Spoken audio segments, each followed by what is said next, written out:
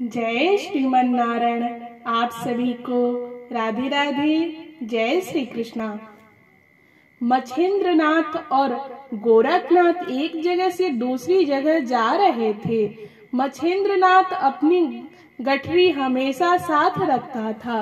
वह एक क्षण के लिए भी उसे नहीं छोड़ता था।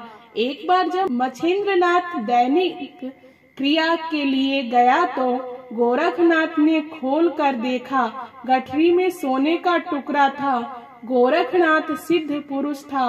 उसको पीड़ा हुई कि इस सोने ने मछेंद्र को गुलाम बनाया है। इसको इस आसक्ति से मुक्त करने के लिए उसने वह सोना पास के कुएं में फेंक दिया।